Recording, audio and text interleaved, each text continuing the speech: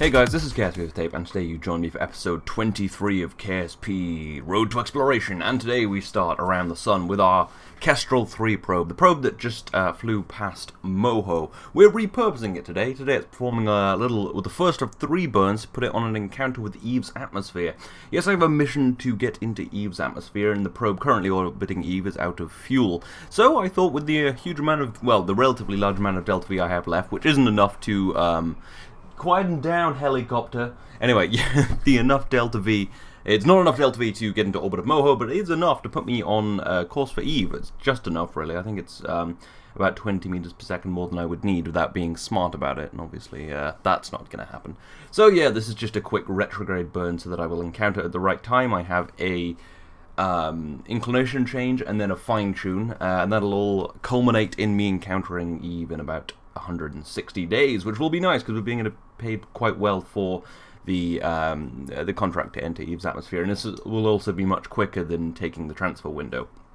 Because the transfer window's in like a year. So yeah, you can see I'm on a reasonably okay trajectory, and I'm trying to tweak this, but I'm always baffled by maneuver nodes, but yeah, it looks like I'm actually doing pretty well, and I'm gonna roughly hit Eve, which should be good. Well, hit Eve's atmosphere. Anyway, another Pulsar 4 launch. If you remember last episode, if indeed it was in last episode, which I'm not sure that it was, yeah, it was. The Pulsar 4M, my newest of the Pulsar rockets, which are my 2.5 meter rockets, and the M stands for the Moon variant, which means it has that integrated third stage meant for sending things to the Moon. And it will be taking the final part, for now at least, of our base to the Moon. And then we'll have to send some Kerbals out there to do things. Now, this is the life support unit. I believe we already have the battery and the habitation module down there. We need a really large battery to survive through the 3-day nights on the Moon. So yeah, we've brought ourselves a battery last episode and the habitation module, and then this is the general life support unit, which also has a big battery, but is a lot of other things as well, including water purifiers and carbon dioxide scrubbers, so we won't have to resupply it so frequently. Yeah, you can see there it's another one of these base parts. Basically, it gives you this mod gives you like a bunch of these like section things that look basey, and then you can slot various life support bits into it. Anyway, here we are with the Pulsar 4, just turning it around because it needs to turn around, and then trying to get it stable just using the 4 gimbaling engines, because it uses 4 gimbaling and 4 non-gimbaling engines, because the non-gimbaling ones have more thrust, and we need more thrust to get off the ground. Although I probably could just switch it out for 9 gimbaling engines rather than 8. And have them all gimbling, but I don't need them to. Anyway, so here we are landing on parachutes. We need to get down relatively quickly because the spacecraft is the payload is on its way to its apoapsis right now. So yeah, there we do. There we do. Splash down real nice. I don't know where that came from. And yeah, we get like 23 grand back for it, which is great. And now we just need to push ourselves into orbit, yeah, with our powerful second stage, which actually uses the same engine as the first stage of the Pulsar 1. So you can see how far my Pulsar vehicles have come. Anyway, so yeah, we just land this stage, and obviously re-entry is fairly mundane. You've seen it like a gajillion times, so here's us just touching down on the ocean, so you know what's going on. And I always use the engine a little bit. I'm not sure I really need to use the engine, but I do anyway, so yeah. Anyway, yeah, 10 grand back for that. Pretty nice. I think we got 30 grand back in total for this whole vehicle, but obviously we can't reuse the third stage because it is bound for the Moon. But that's fine. It's relatively cheap.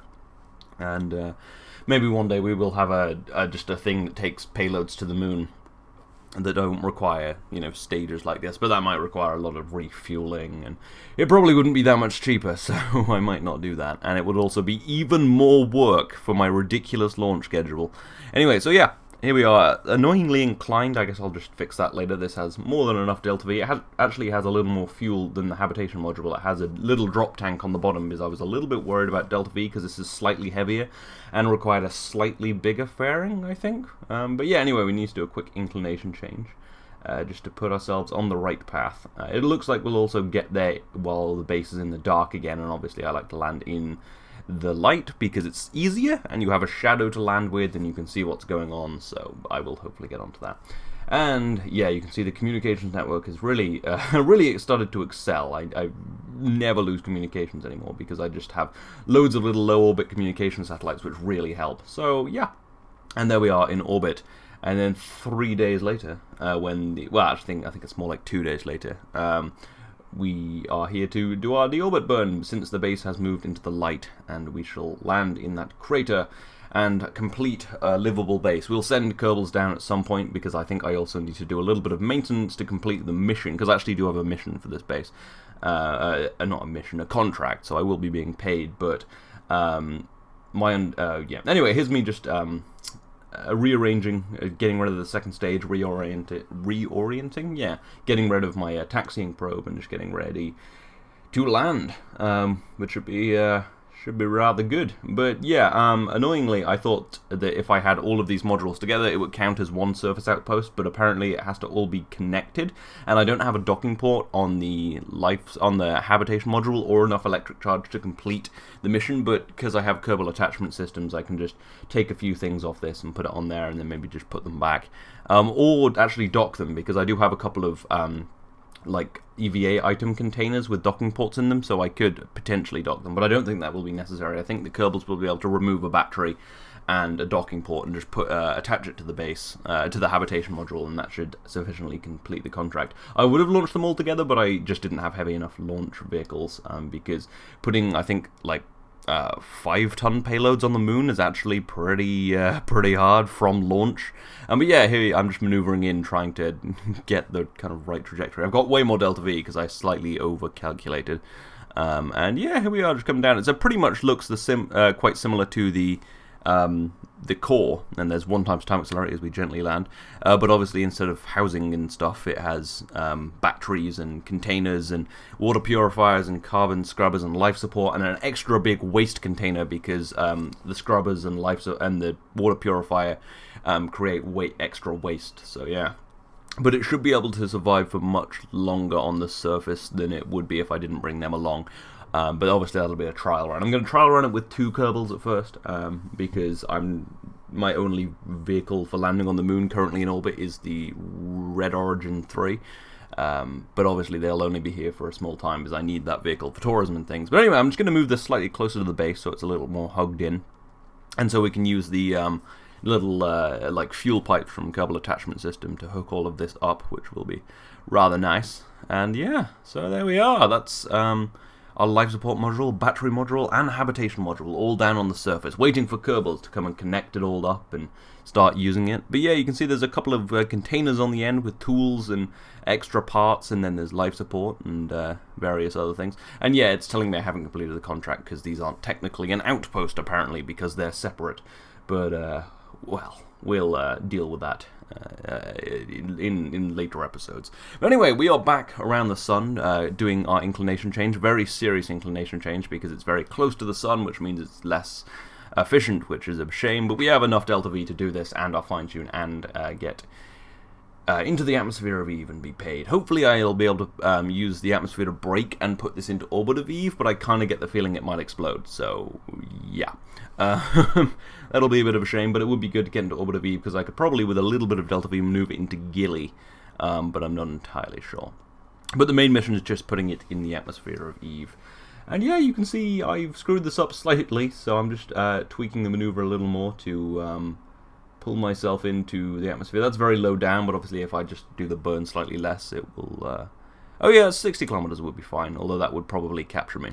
Anyway, back at Kerbal, on our station, we're just refueling we're putting more monopropellant in the Eris-1, which is my fueling vehicle, because it's going home now, because we're actually sending up another one. It's actually not going to be an Eris-1, it's going to be an Eris-2, which you will see in a bit, which is a bigger fueling thing launched aboard a Pulsar 4, my giant vehicle. So yeah, here we are, just undocking, and you can see the crazy amount of probes I'm using to communicate. It kind of goes all the way around the planet now.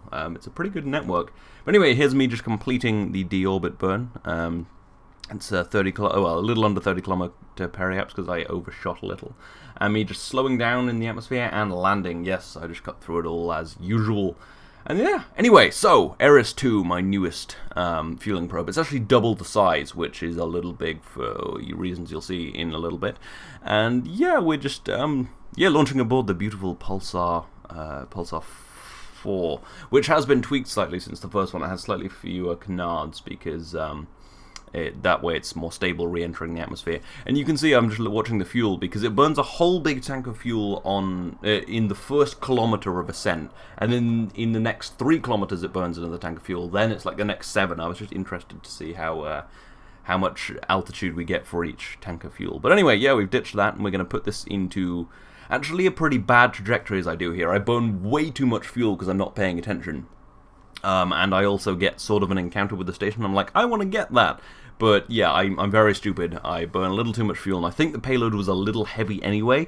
But luckily, the payload is fuel, so we will be able to get to orbit. We might just not be able to bring quite as much fuel to the station as we would hope. Anyway, here we are, just landing the first stage again. Again, just showing you touching it down, showing you it touching down on the water. Sorry, I totally forgot how to say that. I was like, how do I put these words in the right order for this to make sense? Anyway, yeah, so that's all good, and then this is just going to push on into orbit, but I've run out of fuel because I put my apoaps too high and it was too heavy a payload. So I think I'm actually going to change the Eris 2 from 1 full tank to 1 half tank and 1 quarter tank, which will bring about the same amount of fuel up as I get up on this station, on this mission, but it'll be less foolish and stupid. But yeah, we get our encounter around the other side, roughly. It's like 8 kilometers. I can work with that. I actually get it down to about 7, so we're all good. But yeah, I'm going to make this a little smaller in future, and it'll still bring up much more fuel than the Eris 1, which is a bit lacking. It'll bring up enough fuel for an entire Red Origin mission, which will be good, because it'll bring up enough fuel for the lander and the transfer stage, which is really important, because the Red Origin missions are very well paying. Those are my tourist missions. I call the spacecraft Red Origin because Blue Origin. Funny. Anyway, so yeah, just slowing down at the station, putting almost all of the fuel back into the tank, which is almost 1,000 units, which is pretty good. And me trying to figure out how to precisely transfer fuel with the stupid in-out system, which is really inaccurate. But anyway, here we are just docking. It was all fairly standard, and here we are. This also carries a little more RCS than the Eris 1, which just makes it a much better vehicle, but it will be made slightly smaller in future. So yeah, we're just going to refuel the rest of the Red Origin so we can do a Minmus mission this episode, and then we're gonna just put the rest in the tanks on the station, because we can keep it for other things such as Ares 2 missions, which rarely get used anymore. The Ares 2 is mostly just picking up Kerbals in low Kerbal orbit. But yeah, that's finishing off. I've filled almost 3 of those tanks, which is great. Or maybe 2, I've kind of forgotten. Anyway, in here, just landing this second stage. Just, yeah, getting pretty good at reusing rockets, I have to say. And it tips over and is fine. So that's all good. But anyway, back on the station. And we're going to put a pilot and a tourist in this spacecraft, and we're going to look inside the lab, because that's fun. Anyway, we need to go to Minmus to complete a few missions. We've got to plant a flag on Minmus. We've got to take a tourist to orbit Minmus and fly by Minmus, so just orbit Minmus. And we've got to land on Minmus, grab some science so that we can research it in the laboratory. Yes, that lab is on the station, and if I grab some science, I can turn that science into data, and I can get more science from the science, which just makes sense. That's why I put the lab up there, and that's yeah. So that'll be just generally pretty useful. So we're just gonna head on up. Yeah, head on up to Minmus and hopefully not hit the station on the departure burn, because I'm still pretty close to it. Also, the station's running out of electric charge, which is annoying. So I do want to burn while I'm in the day, so that the station gets a little charge before I leave, so it's less risky. And it does, so all is good. Yeah, you can see it's charging up fine. I think it's because of all the communications equipment on there. But anyway, yeah, so here we are heading out once again on our Red Origin spacecraft. Rather useful. It's just really useful having a reusable Moon and Minmus spacecraft in orbit, even though it only takes 2 Kerbals. That's fine. It's a tourist at a time, and I can refuel it all in one with my new Eris 2s. Well, the slightly downgraded Eris 2, I guess. And annoyingly, my maneuver has somehow gone from getting to Minmus to being an escape velocity, so I guess just burn less. And it's also put me on the wrong trajectory, so I'll have to do a bit of a a bit of a tweak, so I'm going to do a slight inclination change and a radial burn, and that'll put me within, it's only about 44 meters per second of delta V, and it'll put me back on my encounter, so it's nothing too serious, but it was a little worrying for a while. And then I'll have to do a quick fine-tune to get me in the same plane as the station, because with Minmus missions I have to dock with the station because this doesn't have enough life support. I'm thinking I might just bring up some more life support and attach it to the spacecraft with the Kerbal attachment system. That'll probably just be on the next Ares mission, which brings up Kerbals and monopropellant and any other supplies I need. And recently it's been bringing up those low-orbit communications satellites, which are super useful. They've improved my communications array immensely. And yeah, so just do my little tiny fine-tune, which is like 4 meters per second delta V. So yeah, we were only about like 50 meters per second over on this mission than usual, and that's all good because this spacecraft has like tons of delta V. You can also see I've got Launch Series 1 expansion in my alarm clock. Yes, the station around Minmus is called Series 1, and it needs to be expanded because I've got a mission to do so, and I will be sending up a module in, I believe, the next episode to do that. And it'll be great. We'll gonna complete a lot of missions. We're completing, well, on the way to completing 2 missions today, because obviously plant a flag on Minmus, and then obviously the tourist. We'll have to send him back to fully complete that mission. But I feel like we completed. Maybe I've recorded a little bit ahead, so I'm not entirely sure. But yeah, we've got a lot of missions going to be completed in this episode and the next few episodes. So we should be doing well for money and taking on new interesting missions. And we're actually getting back on the horse for science. I mean, we've got about 430 science right now, just knocking about. And then we're going to get more from this mission, and then get more from the lab. It's going to be good. We're going to be back on track after all that station building, which did take a little while. Anyway, I'm just going to maneuver around and grab that science module before I dock to the station, so I don't have to do a big hoopla of docking while on the station. So yeah, we'll just go and grab that. And I'm actually going to leave it in this format from now on, because I test on the way back. I can actually perform burns with the science module between me and the fuel tank. Apparently that's not as much of a problem as I thought it might be. So that's good. It means I won't have to do these annoying docking, switching docking ports in the future. So yeah, I'm just going to leave this tank on Series 1, grab a little life support, and head on down to the surface and complete a bunch of missions and be paid handsomely for all of my things. But yeah, it's quite useful having this station out here. I rarely have curls in it anymore, but just generally having a station with a little extra fuel, a little extra life support. It's pretty much just a supply dump at this point. But hopefully at some point I will have some Kerbals in orbit, because I would like a Minmus base as well. I know I have a moon base, but you know, a Minmus base would be good, because that would make missions easier, and it's easier to explore when you have something on the surface as opposed to having to keep sending spacecraft, which is kind of, you know, a bit of a drag after a while. So I will be optimizing all of this, but obviously optimizing space travel takes a little while and requires lots of vehicles to be launched. And I've obviously imposed my I can only launch every 15 days thing, which makes it a little more difficult, but it's also good because it brings me up to like transfer windows more quickly. And I am fairly rigid about the 15-day launch window thing. I set it in my alarm clocks, so I only launch every 15 days, which I think adds some realism and just generally helps move the system along, which is all good. So yeah, I'm picked these flats over here to land. I think these are the lesser flats.